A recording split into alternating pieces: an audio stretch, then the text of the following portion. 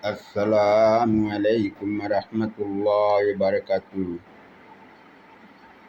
ও ভাই বান্ধব, আত্মীয় স্বজন, প্রতিবেশী, দেশবাসী সবাইকে আমি জানাই, আপনি আমি মনে করি আমরা ওই দুনিয়ায় থাকবো, আমরা ওই দুনিয়ায় থাকবো না। কিসের কারণে থাকবো না?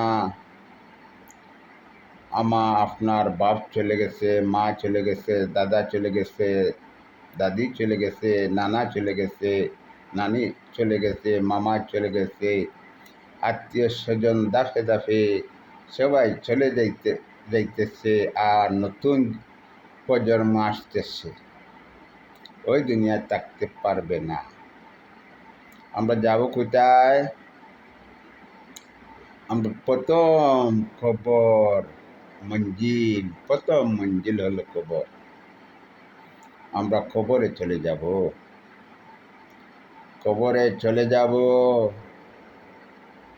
কবরে দুনিয়াতে ফলাফল নিতে হবে।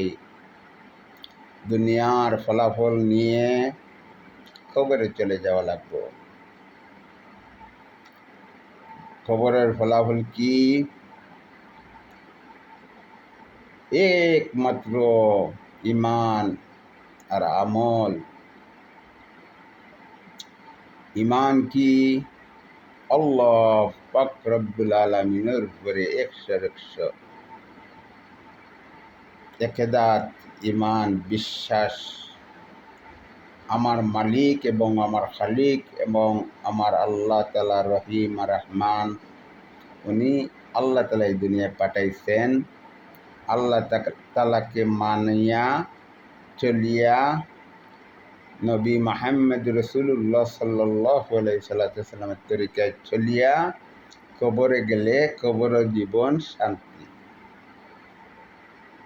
কবর জীবন শান্তি হবে, তবে ভালো কাজ করে যাইতে হবে।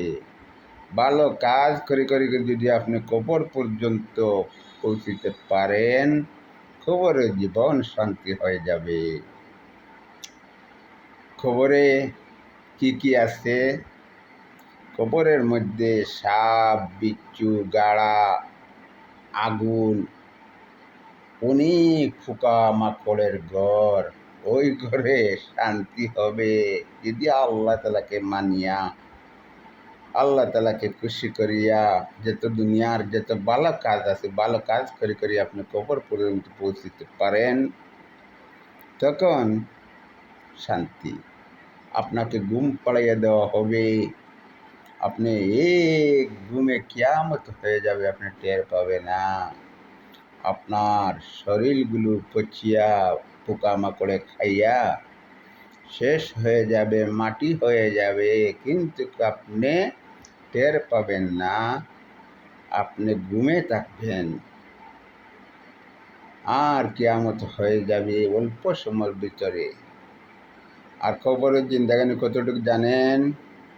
কমসে কম নবীজির উম্মত যে দুনিয়ার ধ্বংস হওয়ার পরেও লাস্টে যে মারা যাবে, হেও 40,000 বছর কবরের জীবন থাকতে হবে।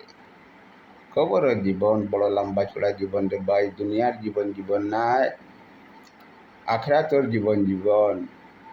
আখিরাতের জীবন শুরু হবে আর কোনো দিন শেষ হবে না।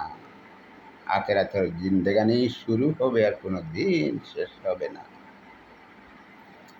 এর জন্য ভাই বান্ধব, আপনাদেরকে আমাকে আমরা বুঝার জন্য, নিজে বুঝার জন্য, আমার ভাই বান্ধব আমাকে ভিডিও দেখেন, শুনেন, সবাইকে বোঝার জন্য আমি কিছু আলোচনা করি। আমি সব লাইনে চলি,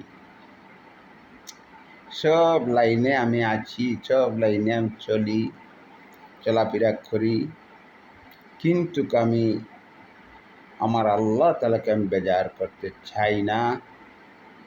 আমার আল্লাহ তাআলাকে রাজি খুশি করে যাইতে চাই, যে আমার আল্লাহ তাআলা আমার উপরে রাজি থাকার জন্য দুনিয়ার মানুষ যদি আমাকে আমার আল্লাহ তালা আমাকে মায়া করে, দুনিয়ার মানুষে অটোমেটিক মায়া করবে।